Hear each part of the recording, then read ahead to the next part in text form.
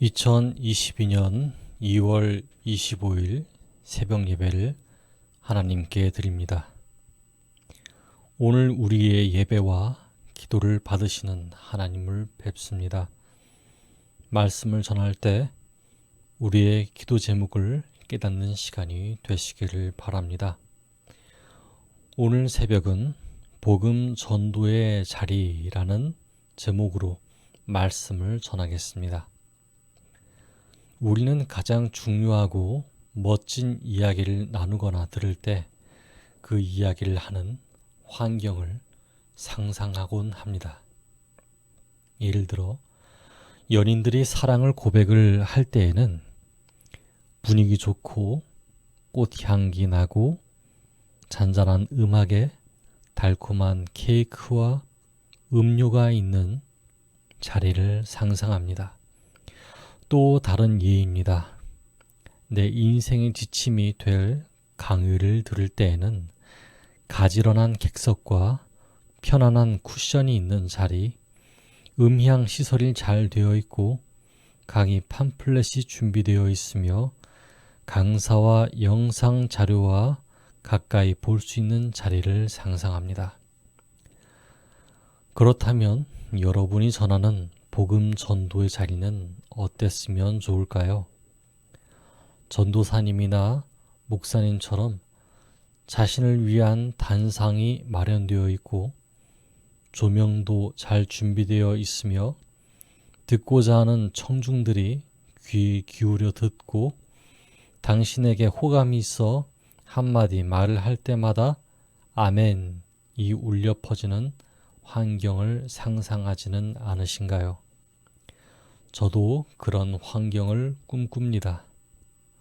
그런데 역사를 돌아보면 복음 전도의 자리는 대개 준비된 자리가 아니었습니다. 하나님께 순종하며 복음 전도의 부름을 받은 한 사람이 있다면 그 사람이 가는 곳 어디나 복음 전도의 자리였습니다. 수많은 악기, 잘 지어진 건물, 들으려고 귀를 기울인 사람이 고루 갖추어진 자리는 별로 없었습니다. 오늘 본문에서 사도 바울이 맞이하게 된 복음 전도의 자리가 바로 그러했습니다. 하나님이 준비하신 복음 전도의 자리였습니다. 사도 바울은 동포에게 오해를 풀게 하기 위해서 사도들의 요청으로 성전에서 정결 예식을 했습니다. 정결 예식을 마치고 성전에서 나와 유대인의 뜰을 거쳐 시내, 즉 이방인의 뜰을 걷던 중 아시아로부터 온 유대인들이 주변 사람들을 충동시켜서 사도 바울을 붙잡았습니다. 그리고 이와 같이 말했습니다. 28절입니다. 이스라엘 사람들아 도우라. 이 사람은 각처에서 우리 백성과 율법과 이곳을 비방하여 모든 사람을 가르치는 그 자인데 또 헬라인을 데리고 성전에 들어가서 이 거룩한 곳을 더럽혔다. 이렇게 오해를 풀든 말든 상관없이 유대인 우월주의, 선민 사상을 가진 사람들은 가만히 있지 않았습니다. 왜냐하면 사도 바울과 동행하고 있던 에베소 사람 드로비모가 바울과 함께 시내, 즉 이방인 뜰에 있던 것을 보았고 이 모습이 바울이 외국인 드로비모를 유대인만 출입할 수 있는 유대인의 뜰에 데리고 갔다가 나온 것이라고 오해했기 때문입니다.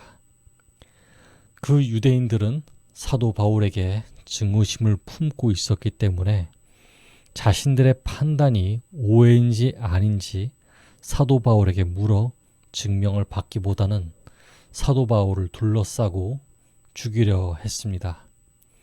바울을 향해 수많은 성난 사람들이 몰려왔습니다. 성전 바깥으로 쫓겨나고 구타를 당했습니다. 이제 바울은 예루살렘에서 죽을 위기에 처해졌습니다. 다행일까요? 마침 그 소동을 듣고 로마의 천부장과 백부장이 군인들을 데리고 왔습니다. 로마 군인들이 왔기에 소동이 잠시 그치고 사도 바울은 쇠사슬에 묶였습니다. 사태가 왜 일어났는지 알 수 없었던 청부장은 바울을 일단 군인 막사로 데리고 가려고 합니다. 그러나 여러분, 사도 바울은 이때가 복음 전도의 자리라는 것을 알았습니다. 당장 위기를 모면하는 것이 중요하지 않았습니다. 그 자리가 회당의 자리, 높은 자리도 아니고 자신을 죽이려고 달려드는 사람이 모여드는 자리라고 할지라도 말입니다. 어쩌면 하나님으로부터 직감했을지도 모릅니다. 2번 다시는 예루살렘으로 돌아올 수 없다는 것을 말입니다.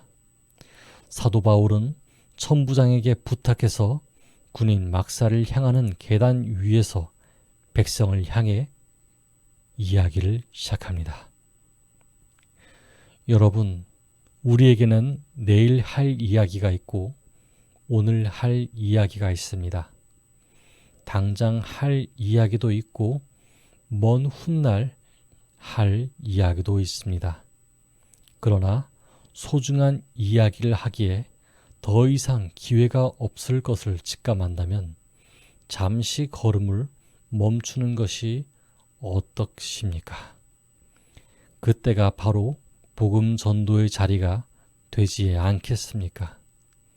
하나님께 이 사람과 말할 이 타이밍이 맞는지 지혜를 구하기도 하고 숨을 고르며 이야기를 하면 어떻겠습니까? 우리나라에는 사도 바울처럼 목숨이 위태로운 일은 잘 일어나지 않을 것입니다. 그러나 우리가 하나님의 사랑의 마음을 가지고 생활할 때 어느 날 우리가 서 있는 어느 곳이든지 하나님께서 그 순간을 복음 전도의 자리로 만들어 주실 것입니다. 예수님을 직접 전하지 않아도 칭찬과 이해와 사랑의 말이 진심으로 우러나와 예수님 사랑을 느끼게 되는 자리가 될 것입니다. 용기를 내어 그 자리에 함께 하시는 예수님께 힘을 얻는 저와 여러분이 되기를 바랍니다. 그러므로 오늘 새벽은 이렇게 기도하면 좋겠습니다. 첫째, 말을 전달하는 도구나 말을 전달할 때 바라는 환경에 지나치게 얽매이지 않는 복음 전도자가 되도록 기도합시다. 둘째, 하나님께서 우리에게 전해주신 말을 할 때 그 말을 하는 용기를 주셔서 가장 좋은 때 가장 좋은 말을 할 수 있게 되길 기도하겠습니다. 함께 기도하겠습니다.